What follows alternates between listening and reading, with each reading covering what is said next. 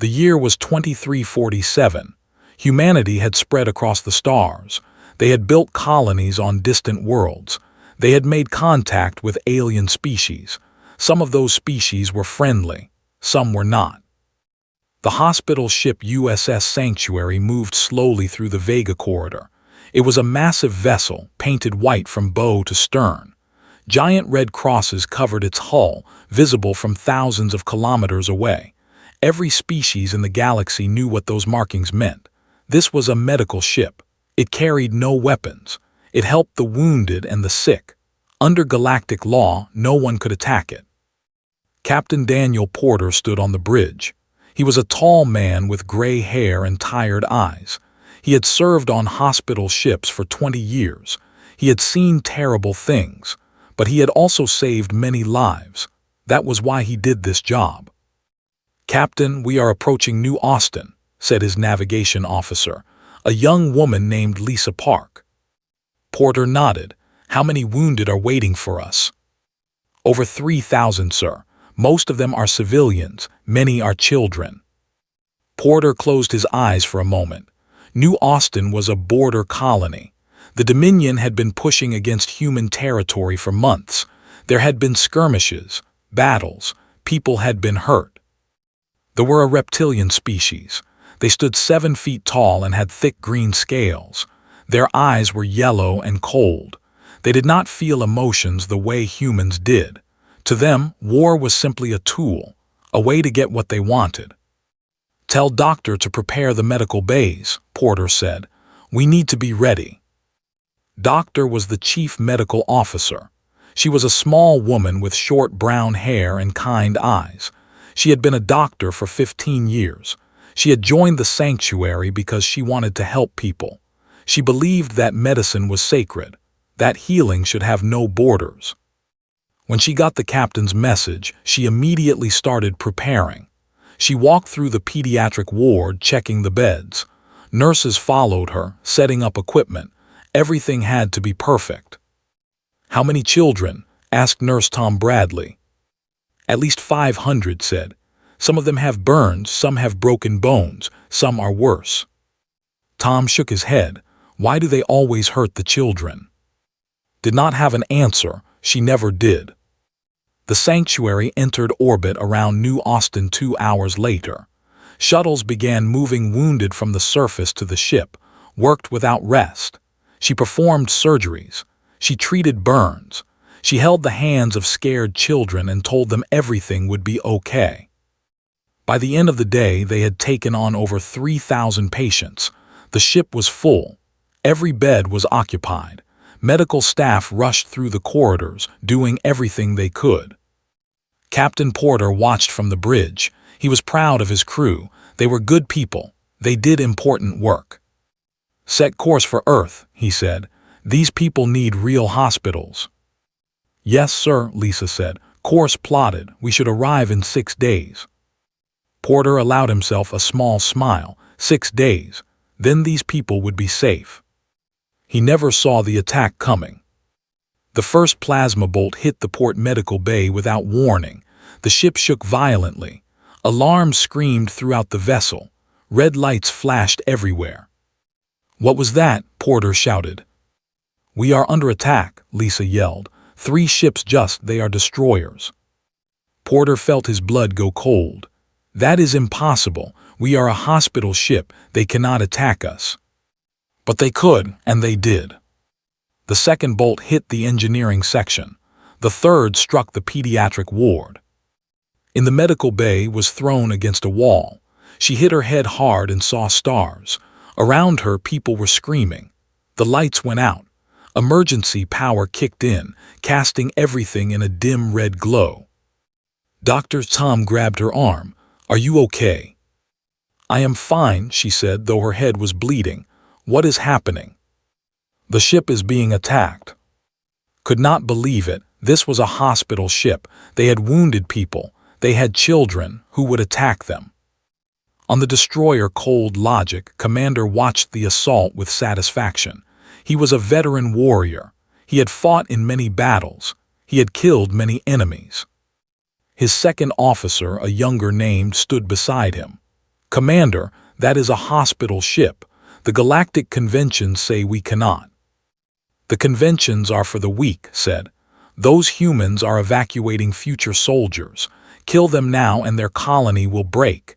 This is logical." Wanted to argue, but he knew better. Did not tolerate disagreement. "Continue firing," ordered. "Destroy their engines, destroy their life support, leave nothing." The attack lasted 11 minutes, 11 minutes of hell. On the Sanctuary, Captain Porter tried to save his ship, but he had no weapons. His shields were designed for space debris, not military plasma fire. He could do nothing but watch as his vessel was torn apart.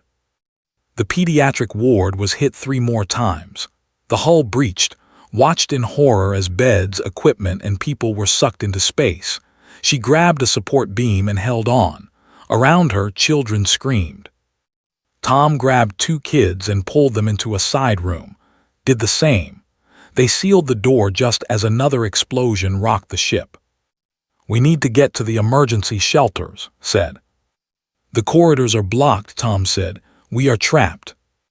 Looked at the children around her. There were maybe 20 of them. They were crying. They were scared. They did not understand why this was happening. Neither did she. After 11 minutes, the ship stopped firing. They had done enough damage. The Sanctuary was crippled. Its engines were gone. Life support was failing. Fires burned throughout the ship. Commander looked at the destruction and felt satisfied. "Leave them," he said. "No one will arrive in time to save them." The 3 destroyers turned and jumped to faster than light speed. They vanished into the darkness, leaving the broken hospital ship behind. Captain Porter sat in his command chair. The bridge was dark. Most of his crew was dead or injured. He had cuts on his face and a broken arm. "Send a distress signal," he said weakly. "All frequencies." Lisa, bleeding from a wound on her head, managed to reach the communications panel. "Signal sent, sir." Porter nodded. Then he looked at the damage reports. 800 people were dead. 212 of them were children. His ship was dying. His people were dying. He had served on hospital ships for 20 years. He had believed that the Red Cross meant something, that there were some lines no one would cross. He had been wrong. In the sealed room in the pediatric ward held a crying child in her arms. The girl was maybe 6 years old. She had been injured in the colony attack. Now she was trapped on a dying ship. "It will be okay," whispered. "Help is coming." She did not know if that was true, but she had to say something. Somewhere in the galaxy, the distress signal traveled through space. It carried images of the attack. It carried the screams of the dying. It carried evidence of a crime that should never have happened. And somewhere, humanity was listening.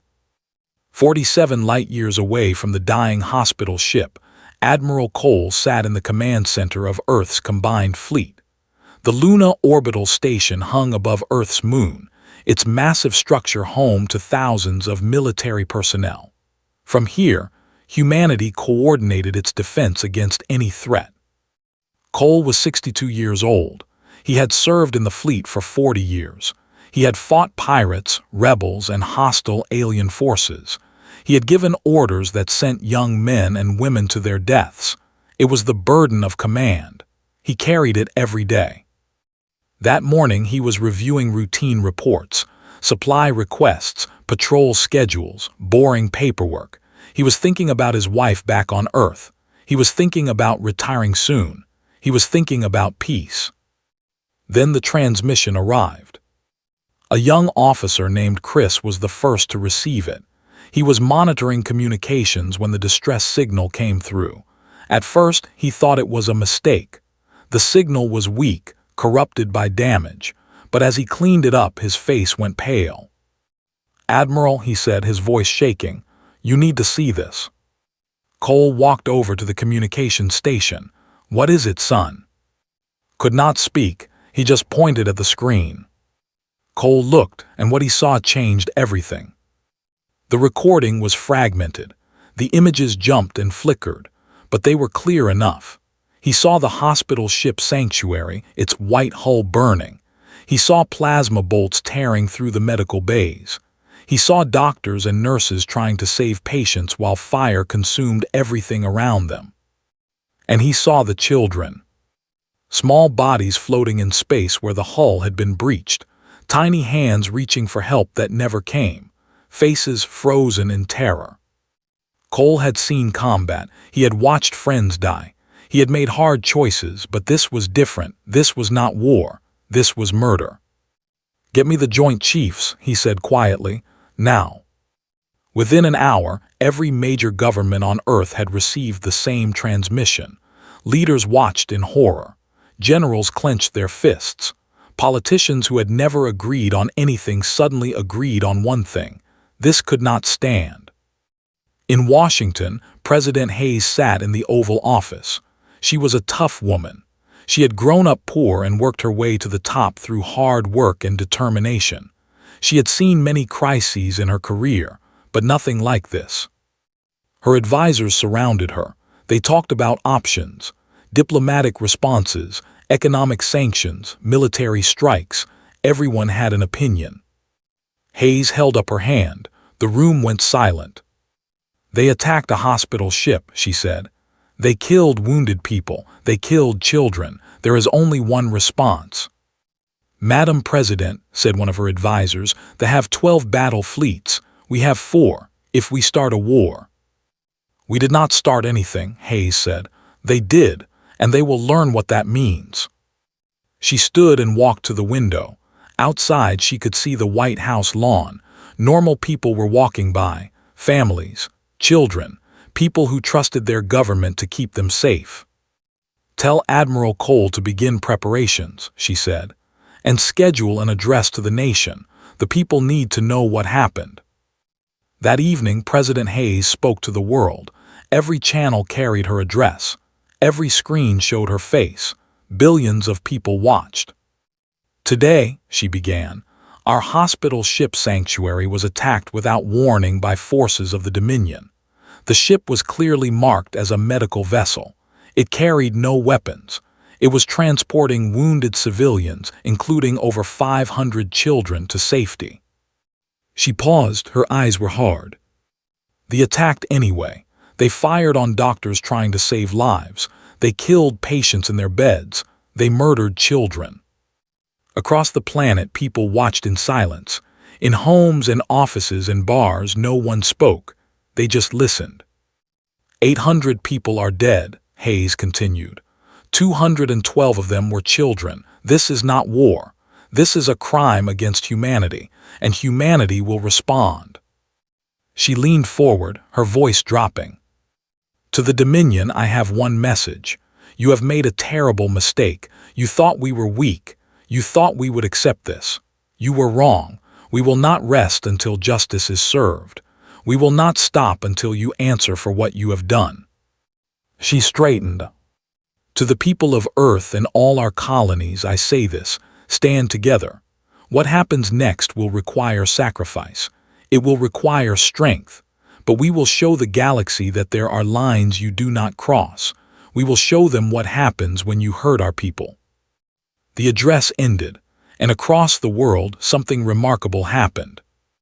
There were no riots, no panic, no chaos. Instead, there was a quiet, terrible unity. In New York, millions of people gathered outside the United Nations building. They did not shout. They did not wave signs. They just stood there, silent, a sea of faces looking up at the sky. In Tokyo, in London, in Cairo, the same thing happened. People came together. They lit candles. They held pictures of the victims. They waited. The ambassador, a tall reptilian named L, was summoned to Geneva. He arrived expecting negotiations, perhaps some stern words, maybe economic sanctions. They had calculated the human response carefully. They expected something proportional. He was met by a single human diplomat, a man named Grant. Grant was middle-aged, with gray hair and cold eyes. He did not shake the ambassador's hand. "You wanted to meet," L said, "so meet. What do you want?" Grant handed him a sealed folder. The ambassador opened it.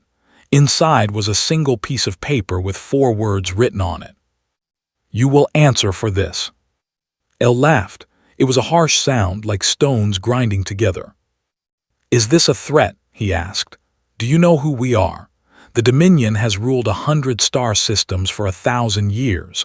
We have 12 battle fleets. You have 4. If you want war, you will lose." Grant did not respond. He just looked at the ambassador with those cold eyes. "You do not understand," El continued. "We are not like you. We do not feel guilt. We do not feel shame. We did what was logical. Your hospital ship was evacuating future soldiers. We eliminated a threat. That is all." "That is all," Grant repeated quietly. "Yes, so save your threats. They mean nothing." Grant nodded slowly, then he spoke. "Ambassador, do you know anything about human history?" El waved a clawed hand dismissively. "I know you kill each other constantly. You fight wars over land, over religion, over ideas. You are a violent, emotional species." "Yes," Grant said, "we are, but there is something else you should know about us." He leaned forward. "When someone hurts our children, we do not calculate, we do not negotiate, we do not stop, ever." For a moment, something flickered in the ambassador's yellow eyes. It might have been uncertainty. It might have been fear. But then it was gone, replaced by contempt. "Words," El said, "just words." He turned and walked out of the room. Grant watched him go, then he picked up his phone. "He does not believe us," he said. "Proceed with the plan." On the Luna station, Admiral Cole received the message. He looked at the fleet status reports on his screen. 4 official battle fleets. That was what they knew about. But there was much more. Humanity had been preparing for this day for a long time. Hidden shipyards in the asteroid belt, secret weapons projects, vessels that no alien had ever seen. Cole began sending orders to every colony, every station, every ship. The message was simple: full mobilization, total war footing. Humanity was going to war, and this time they would show the galaxy exactly what they were capable of. In his quarters that night, Cole looked at a picture of his granddaughter. She was 7 years old, the same age as many of the children who had died on the sanctuary. He thought about those children, about their parents, about the doctors who had tried to save them. He thought about Commander, the officer who had ordered the attack. And he made a promise. They would pay, all of them, they would pay. The Dominion had studied humanity for decades. They had analyzed human military doctrine. They had counted human ships. They had calculated human strength. They thought they knew what to expect. They were about to learn how wrong they were. In the 72 hours after the attack on the sanctuary, something happened that they had never predicted. Humanity stopped fighting among themselves. Old enemies became allies. Old arguments were forgotten. For the first time in their history, humans truly united. Every colony received the same orders. Every station, every ship, full mobilization, total war footing. Men and women who had never served in the military went to recruiting centers.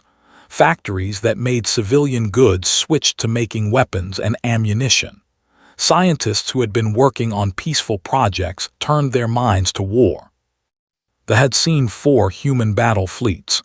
They had calculated that humans could maybe add a 5th if they pushed hard. They did not know about the hidden shipyards.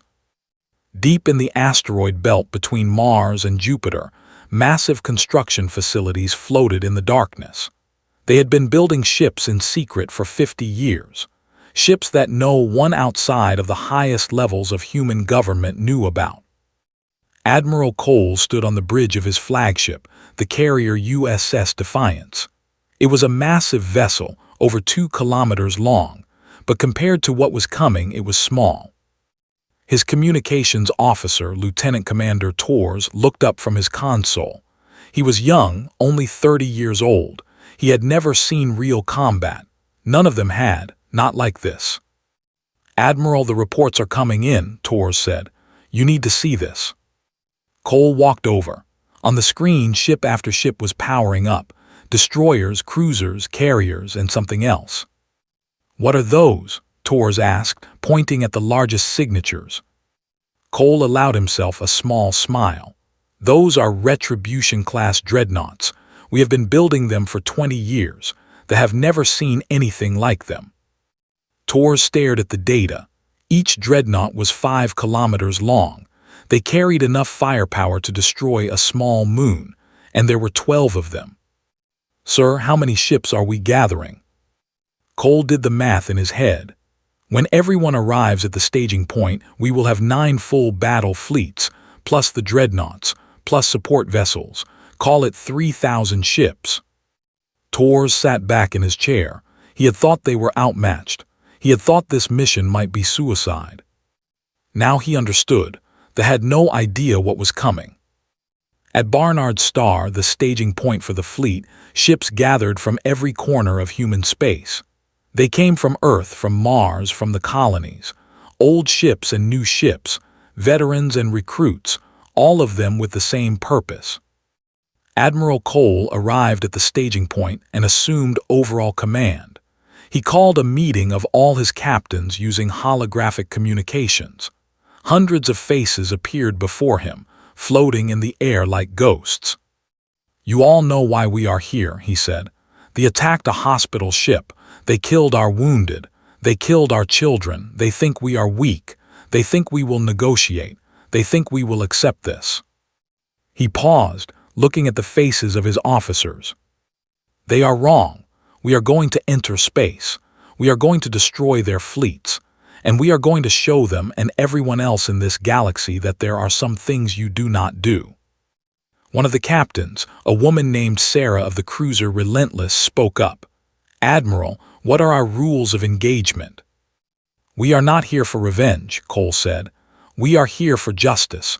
We will engage military targets. We will not harm civilians. We will not do to them what they did to us. But their military will be destroyed. Completely." Another captain asked, "And the officer who ordered the attack, Commander?" Cole's eyes hardened. "He will be captured if possible. He will stand trial for his crimes. The galaxy will see that we are not monsters, but they will also see that we do not forget." The meeting ended. The captains returned to their ships, and the fleet began its final preparations. While the fleet gathered, something else was happening 47 light-years away. On the wreckage of the sanctuary, survivors were still clinging to life. Doctor had managed to seal off a section of the ship. She and her staff had kept 83 patients alive for 3 days. They had very little food. The air was getting bad, but they were alive. Rescue ships finally arrived on the 4th day. Human destroyers, sent ahead of the main fleet, reached the sanctuary's coordinates and found the broken hospital ship drifting in space. Search and rescue teams went through the wreckage. They found bodies, hundreds of bodies, adults and children, doctors and patients. They also found survivors. Was one of the last to be evacuated. She had refused to leave until all her patients were safe. When the rescue team found her, she was holding the hand of a dying man, talking to him quietly so he would not be alone. "Doctor, we need to go," said the team leader, a Marine named Jack. Looked up, her eyes were empty. She had seen too much. "I know," she said, "just give me a moment." The man she was holding died a few minutes later, closed his eyes and stood up. "Now I am ready," she said. She was taken to the fleet at Barnard Star. The wounded survivors needed treatment that only the fleet's medical ships could provide. But Admiral Cole had another reason for bringing her there. He visited her in the medical bay of the Defiance. She was sitting on a bed, staring at nothing. When he entered, she looked up. "Admiral," she said. "Doctor," he pulled up a chair and sat down. "How are you feeling?" "I am not feeling anything," she said honestly. "I think that will come later. Right now I am just numb." Cole nodded. He understood that feeling. "I wanted to ask you something," he said. Ask, what would you have us do about what they did? Was quiet for a long moment. She thought about the children she had watched die. She thought about the doctors and nurses who had given their lives. She thought about the white hull of the sanctuary, now just broken metal floating in space. I am a doctor, she finally said. I believe in saving lives. I believe in mercy. She looked at Cole. Her eyes were no longer empty.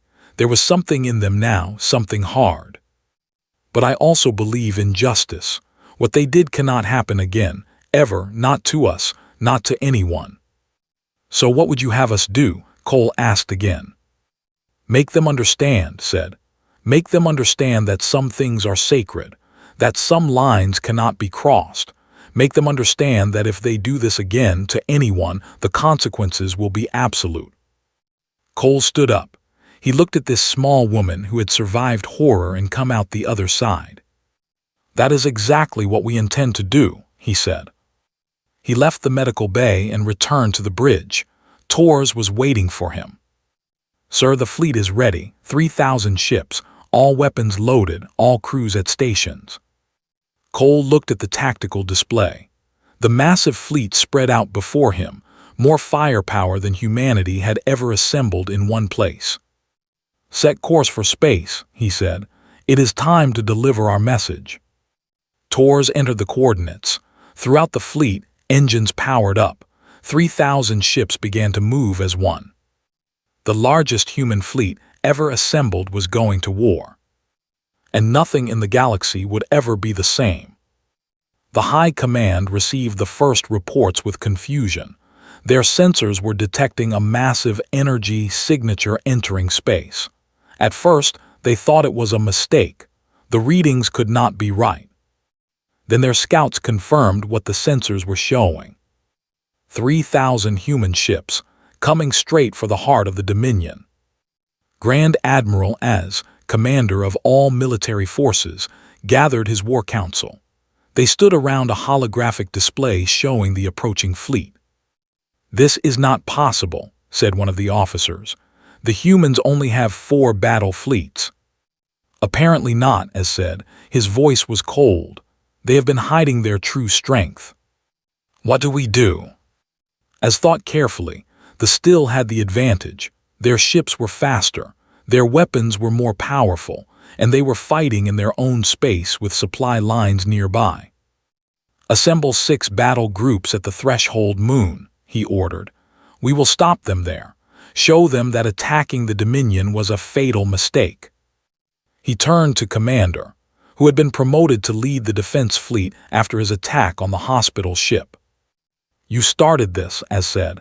Now you will finish it, destroy the human fleet. Bowed his head. It will be done, Grand Admiral. The humans are emotional creatures. They fight with anger instead of logic. That makes them weak. See that you prove it, Az said. Gathered his fleet and moved to intercept the humans.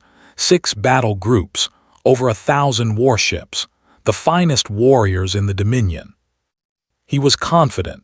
The math still favored and besides, what could humans really do? They were soft. They cared about things like mercy and compassion. Those feelings made them weak. The 2 fleets met at the edge of the home system, near a frozen moon called Threshold. It was a gray, dead world, perfect for a battlefield. Admiral Cole stood on the bridge of the Defiance, watching the enemy fleet take up position. Lieutenant Tors was at his side. Sir, the fleet is blocking our path. Over 1,000 ships. Cole nodded. Open a channel, all frequencies. Tors made the connection. Cole's voice would be heard by every ship on both sides. This is Admiral Cole of Earth's combined fleet, he said. His voice was calm, almost gentle. Commander, I know you are out there. I know you are the one who ordered the attack on our hospital ship. I know you killed our wounded. I know you killed our children. He paused. What happens next is your choice. Surrender now, stand trial for your crimes, and we will spare your fleet. Refuse, and we will destroy you, all of you. For a long moment there was silence. Then's voice came through the speakers. Admiral Cole, Your threats are hollow. We are the Dominion. We have ruled 100 star systems for 1,000 years.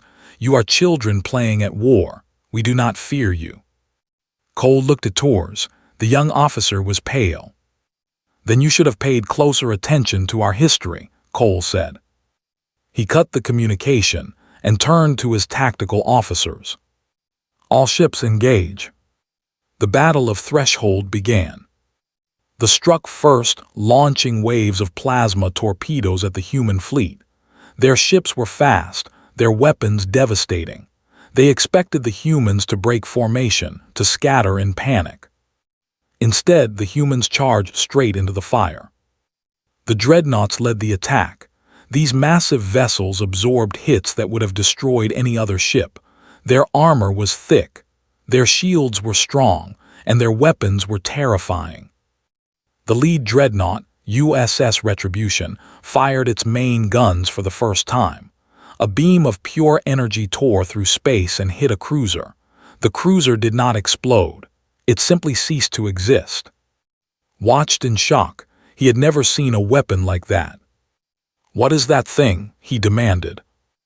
"Unknown design, Commander," his officer reported. "Our sensors cannot identify it." "Destroy it. All ships, focus fire on the lead dreadnought." The fleet turned its attention to the Retribution. Hundreds of torpedoes struck its hull. The shields flickered, the armor cracked. But the dreadnought kept coming. On the Defiance, Admiral Cole commanded his forces with cold precision. He had studied tactics for years. He knew how they fought, and he knew their weakness. They were logical. They fought according to calculations. When the math said retreat, they retreated. When the math said victory was impossible, they surrendered. Humans were different. "All destroyer squadrons engage at close range," Cole ordered. "Carriers launch all fighters. Marines prepare for boarding operations." The human fleet swarmed forward. Destroyers dove into the formation, dodging fire and launching missiles at point-blank range. Fighters filled the space between ships, targeting weapons and engines. There were better pilots. Their ships were faster. They killed dozens of human vessels. But for every ship they destroyed, 3 more took its place, and the humans just kept coming. Could not understand it. By his calculations, the humans should have retreated by now.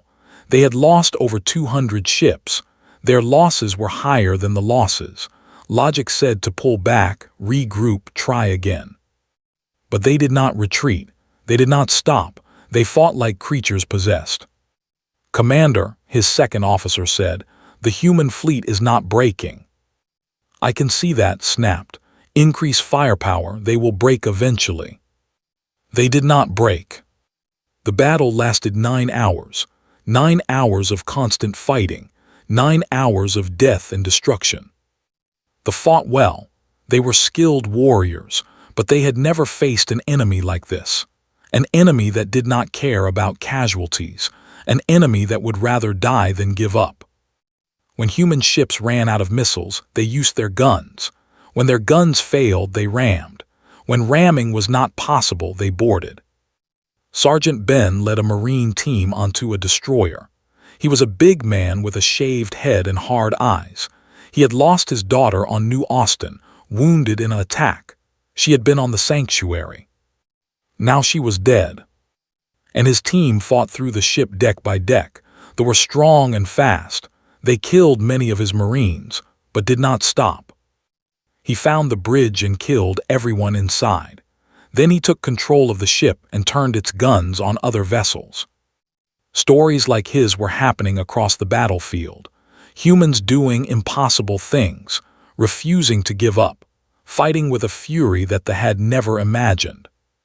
By the 8th hour, knew he was losing. His fleet was down to 300 ships. The humans still had over 2,000. "Commander, we need to retreat," his officer said. "No," said, "the Grand Admiral ordered us to stop them. We will stop them." But they could not. By the 9th hour, the defense fleet was gone, not defeated, gone. Less than 50 ships escaped.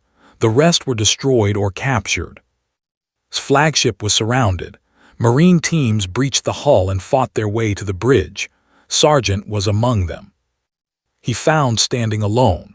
The commander had a weapon in his hand, but he did not use it. "Kill me," said. "Get your revenge." Looked at him. His daughter's face flashed in his mind. The anger was there, burning hot. But he remembered his orders. "No," said. "You do not get to die, you get to face justice." He lowered his weapon. "Take him." His Marines grabbed and put him in restraints. The commander who had ordered the attack on the hospital ship was now a prisoner. On the Defiance, Admiral Cole received the news. "The fleet is destroyed, sir. Commander has been captured." Cole nodded. He felt no joy. Too many of his people had died for joy. "Set course for the," he said. "We are not finished yet." The human fleet, battered but victorious, resumed its advance. Behind them, the wreckage of the Battle of Threshold drifted in the shadow of the frozen moon. Ahead of them, the waited. And the High Command, finally, began to understand what they had done. It was called Prime. It was an ancient world, home to billions of. Their civilization had risen there over 10,000 years ago. Their greatest city stood there. Their history was written in its stones. Now human ships filled its skies. The High Council watched from the windows of their great hall. Above them, 12 dreadnoughts took position in high orbit. Their weapons were trained on military installations across the planet. Around them, thousands of smaller vessels formed a blockade so tight that nothing could get through. Grand Admiral as stood before the council. His face was gray. He had never imagined this day would come. "Our fleets are gone," he said. "The humans destroyed them all. We have nothing left to fight with." "What do they want?" asked one of the council members. "We do not know. They have not communicated since the battle." "Then contact them, ask for terms." As shook his head. "I tried, they are not responding." Fear spread through the council chamber. They were not used to fear. They had always been the strong ones. They had always been the ones others feared. Now they understood what it felt like to be helpless. For 3 days the human fleet sat in orbit. They did not fire. They did not attack. They did not communicate. They just waited. On the 4th day, Admiral Cole finally opened a channel. His voice broadcast across every frequency on the planet. Every heard it. In the great hall, in the factories, in the homes. Everyone. "People of the Dominion," Cole said. "I am Admiral Cole of Earth's combined fleet." He paused, letting the words sink in. 10 days ago, your military attacked one of our hospital ships. The ship was clearly marked. It carried no weapons. It was transporting wounded civilians, including over 500 children, to safety. In the Great Hall, the council members listened in silence. "Your commander ordered his ships to fire anyway. He killed 800 people. 212 of them were children. Wounded children who had already suffered once." Cole's voice remained calm. There was no anger in it, just cold, hard truth. Under every law of civilized warfare, under every code of honor that any species has ever recognized, that hospital ship was protected. Your commander knew this. He attacked anyway. He called it logical.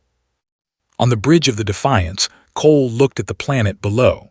Billions of lives hung on his next words. "We have destroyed your fleets. We have blockaded your world. Your empire's trade routes are closed. Your colonies are isolated. And we will maintain this position for as long as it takes." He leaned forward. "But we are not here to destroy you. We are not here for revenge.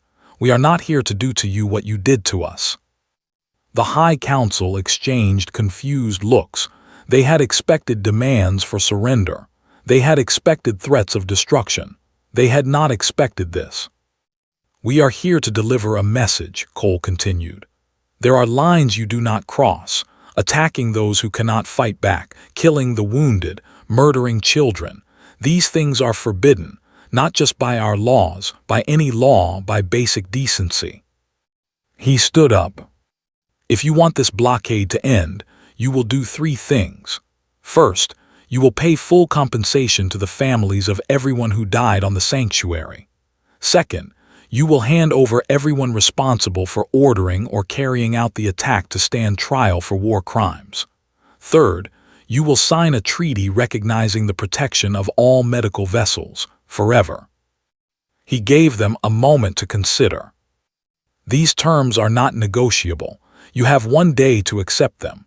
If you refuse, we will maintain this blockade until your economy collapses and your people starve. We will not fire a single shot. We will simply wait. He cut the transmission. On Prime, panic began to spread. The blockade was already hurting. Supply ships could not reach the planet. Trade had stopped. Factories were shutting down.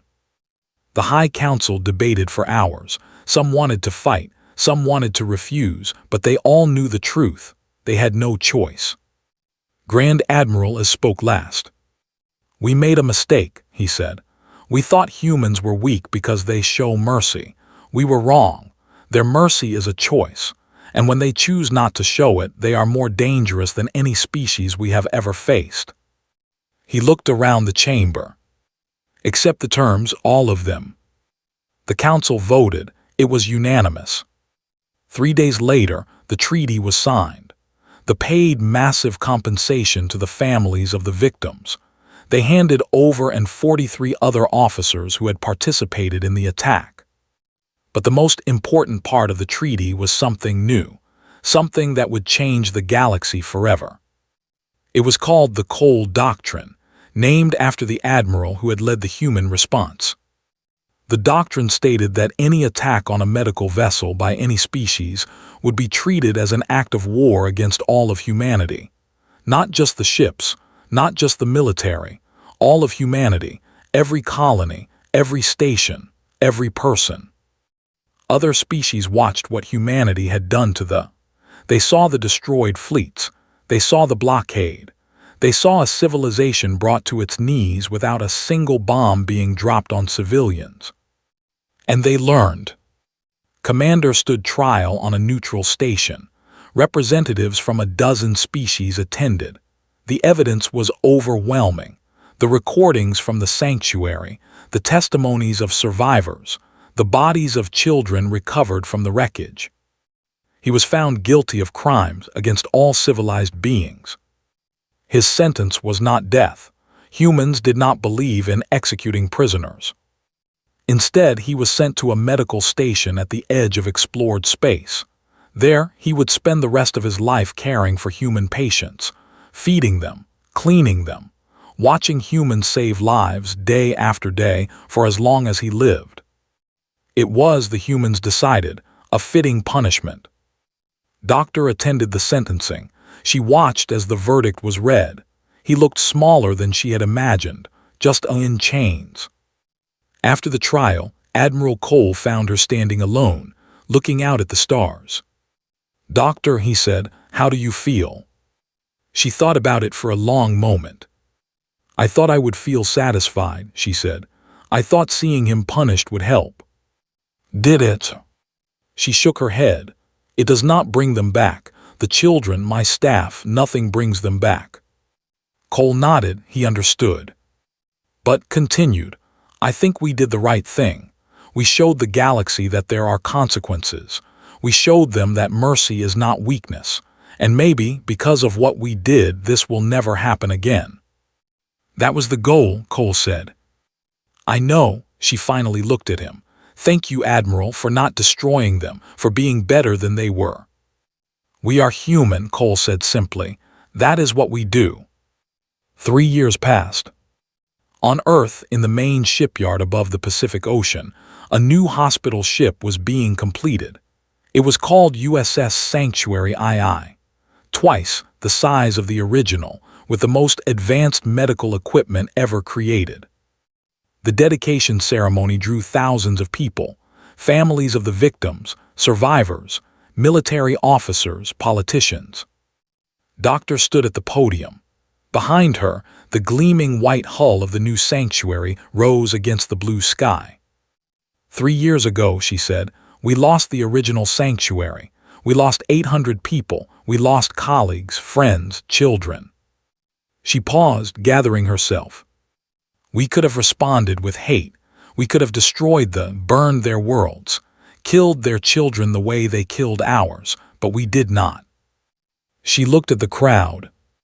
We chose justice over revenge. We chose strength over cruelty.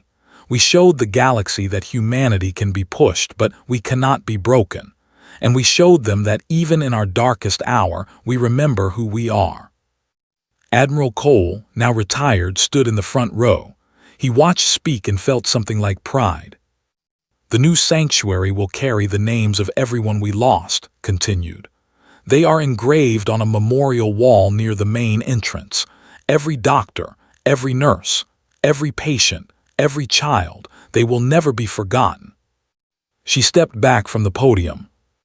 And to anyone out there who is thinking about attacking a hospital ship, about hurting the wounded, about killing children, I have one message. Her voice hardened. Do not, because humanity will come for you, and we will not stop until justice is served. The crowd was silent. Then slowly they began to applaud. It started small and grew until it was a roar, a sound of grief and pride and determination all mixed together. The sanctuary II rose from the shipyard and began its journey to the stars. Its white hull gleamed in the sunlight. Its red crosses were visible for hundreds of kilometers. Across known space, the lesson had been learned. No species had attacked a hospital ship since the incident. The white hulls with their red crosses had become the most protected vessels in the galaxy. Not because of treaties, not because of laws. Because everyone now understood what would happen if they were not. The galaxy was a dangerous place. There were wars and conflicts and species that did terrible things. But there was also humanity, a strange, emotional species that cared about things like mercy and justice, a species that could forgive almost anything. Almost. There were lines you did not cross, and those who crossed them learned a simple truth. Humanity's mercy was for those who deserved it. Their wrath was for those who did not. And they never, ever forgot.